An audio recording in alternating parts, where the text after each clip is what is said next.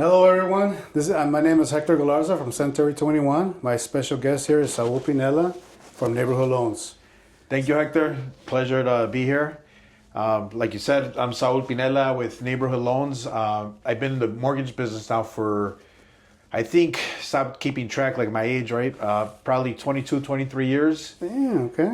I've been at the current company, Neighborhood Loans, for 12 years. So you're based in Oak Brook, and then you handle the whole Chicagoland area? Yeah, Chicagoland area, suburbs. We're doing some west suburbs now, out in Geneva, Downers Grove, by Pulaski area. That's usually where I meet families. We also have Northside offices, depending on where the families are located. Try to cater to their needs as much as possible. Yeah, the buyers always ask, which office is close to me, and they're always looking for convenience, so that's good. But yeah, had the pleasure of doing mortgages since I got out of college, pretty much. Okay. It's been our passion. I started growing a team maybe about 10 years ago, and that's where I think my career really took off to on the positive trend of helping more and more families each year. Good. So the top of mind for every buyer out there in the sidelines is interest rates, right? So we don't, think that they're going to come down much anytime soon, and probably the norm for the next 10 years is probably going to be between 5 and 6%. Right, we probably won't see any more, the pandemic levels that we all love to, at that when that happened. But yeah, great point. Because historically, the rates have always been in this range that they are now. Mm-hmm. We just have to kind of eliminate that 2-3 year period where the rates were really low. But we also have to not only look at the cost of the mortgages. I try to tell a lot of families we have to look at all the positives. Okay, what am I gonna receive in benefits from buying a house, right? You're going to receive stability from not having to move your family each year, worrying about the rent increasing, getting notice that your landlord is selling the house, keeping your payment as fixed as possible, avoiding those rent increases. You could have tax benefits possibly every year when you write off, and then the equity gain. Equity wealth. Yes. So like me personally, when I look at when we bought our house maybe 7 or 8 years ago, and the equity that it's grown now, it's been able to provide some opportunities for other projects as well. So on average, I tell my buyers, on average, equity wealth, the value of homes, they tend to increase anywhere from maybe 7 to 10 grand, depending on the area, right? That's the question that I constantly keep asking. What are you hearing out there usually when it comes to home historical values? That we do like 3.5% to 5%. 3.5%. Okay. Yeah, 3.5%. to 5% equity growth every year. All right. So if you're buying a house at $300,000, right? Your down payment is, let's say, $15,000, 3.5% down. Mm-hmm. You're gonna get that equity back. So you're basically earning in value what you put down, which is really good. Good. I would consider that 100% return. Yeah, and that should be hopefully good enough for our buyers to stop putting that money in someone else's pocket, right? Making them rich, so the landlord. So most buyers are, as I mentioned, they're sitting on the sidelines waiting for the rates to drop. But do you currently have any programs, any grants that will make that buyer say, okay, you know what? The rates are not going to drop anytime soon, but that's good enough for me to get off the sidelines and start my search. Yeah, well, I think one of the biggest hurdles and obstacles in buying a home sometimes is I don't have enough money, right?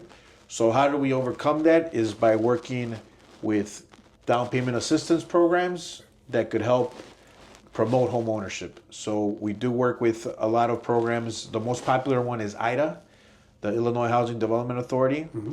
Where buyers, recently there was a program providing up to $40,000 to pay off student loans. A lot of people were able to take advantage. But they do have other programs that range from assistance between $6,000 to $10,000. And the qualifying factors are pretty flexible. You need a 640 credit score.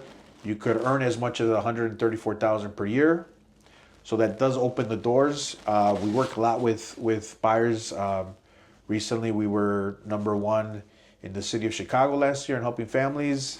I got a call last week that we were #1 in the entire state. So nice. That was something that we're very proud of in helping families. College debt. So with those programs, if it's structured ideally the right way, you could buy a house with just 1% down payment. So if you're buying a house for $300,000, you could potentially go in the property with only $3,000, Okay. which is a lot more economical if you're trying to rent, where first month security, or the security deposit plus first month's rent, more than likely it's going to be over $3,000, right? Okay. There's also other programs depending on which county you're trying to buy in. For example, Will County has up to $25,000. DuPage has another program where the whole program where you could potentially get up to $100,000 for assistance. Wow. Lake County has assistance, Kane County.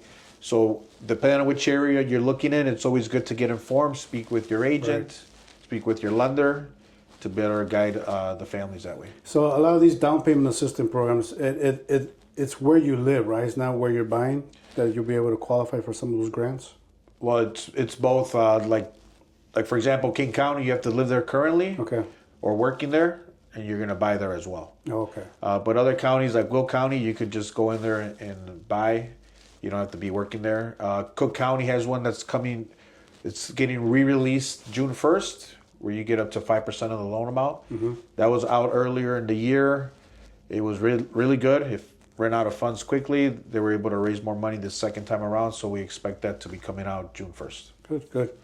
Yeah, that all is going to help. You know, it's we're always trying to tell the buyer, you know, right now, just don't look at the rate right now because then you always can refinance, right, down the road. Yes, we're all hoping that at least it drops to low end sixes or maybe high end fives in the next few months. But you know, what are you seeing out there? You had a crystal ball. You think that might happen this year? Well, they have been this year on the positive trend. We have seen them go down, so that's always a good sign. Hopefully, people get motivated by that good news. But if you look at the opportunity cost of waiting for a magical number to appear, it's hard to predict, right? It's like saying, well, I'm going to start buying stocks or buying a house when the prices drop. It's impossible to predict. Right. But if you get in now, you're going to start gaining that equity. And if the rates do eventually drop, you may have the opportunity to refinance and lower that payment. But to avoid that, Hector, I would always recommend top three things. Okay? Buyers that are looking. Look at your finances. Get your finances a clear picture. What can I realistically afford, right? Because if you look at a budget, go through your credit card statements, your bank statements, there's going to be things that you could cut out. Like, especially now with all the streaming apps, Netflix, Amazon Prime, you could save $100, $150 somewhere and use that for your house, right? Yeah, that's so $100 difference in payments could increase your purchase power dramatically to open the doors to better houses. Yeah, restructure all your debts. You know, you never know. Look at all your bills and see why did this go up. Yeah. Can I shop this around? You know, whatever Cell phones, you can do. Yeah, a lot of things you could save. So get that in order so you could say, okay, I could realistically buy a house for $2,200 a month. Then get pre-approved with a lender, making sure that everything is reviewed, not just a pre-qualification. Make sure your credit's checked. I always recommend a hard inquiry to make sure there's no surprises later on. Right. Usually those are good for 120 days. Review your income, review the money you have saved, get that pre-approval, and then work with a great real estate agent that could help you find the house based on your terms. That's huge right there. Those top three things right there. And when you do the hard credit check, right? You said it's good for 120 days. Let's say that expires, because I get that from the buyers. Oh, it's going to lower my credit score. If you're doing a credit check for the same thing, buying a home, that doesn't affect your credit score, right? If they rerun your credit again? Well, we've done a lot of research and shared with buyers, like even through websites like the CFPB, where it states that a mortgage inquiry has very little to no effect on your score. Okay, good. It's different, like if you're shopping for credit cards, things like that. Right, shopping for a car, where they run your credit. Yeah, okay, good. You still have to be cautious, right? Of not having your credit ran unnecessarily, but if you're managing your credit wisely, like your credit card payments on time, your balance is being low, that's where your score is mostly based off. If you're maxing out your credit card, even though you're paying on time, your score is going to be affected. Right. Yeah, so there's nothing like a good hard credit check instead of a soft pull. So it's always best to do Yeah, that way you can shop more confidently without having any surprises later on. Okay. Any trends that you're currently seeing with home buyers as it comes down to millennials with their with them jumping in the market?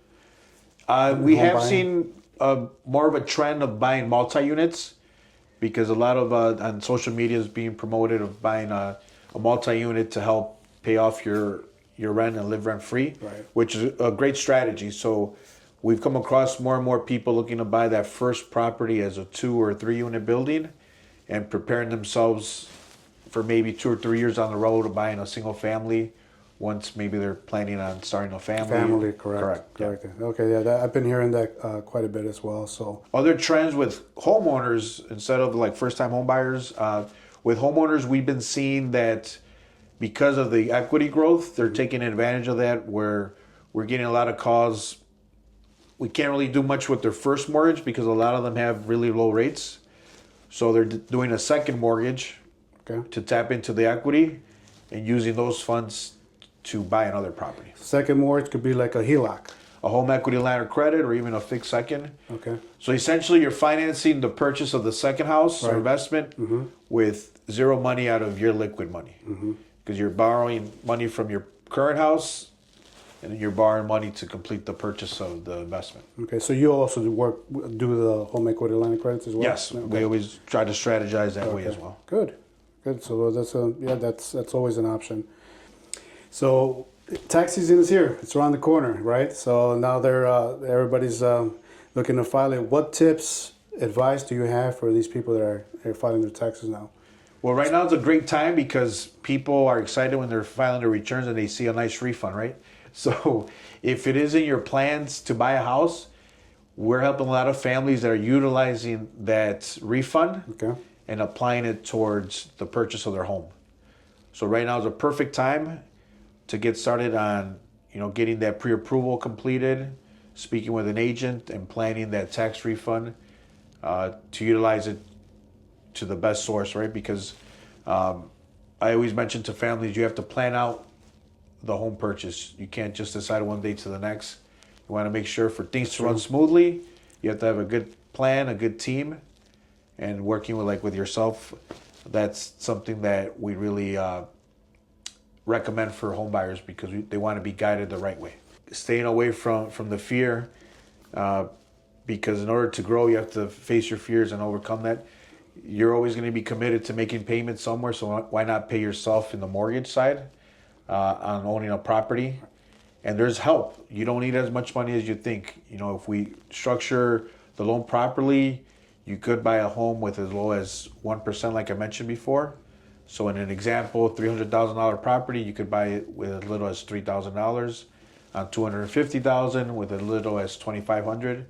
There's programs out there right now with the IDA Down Payment Assistance Program where you could get up to $10,000. Cook County's coming up with a program starting June 1st where you could get up to $25,000. Okay. There's other programs through other counties, Will County, DuPage. So there's a lot of assistance out there. So to all the buyers out there, give me a call and I will connect you with Saul Pinela from Neighborhood Loans. If you have any additional questions, he'll make sure he'll answer them for you.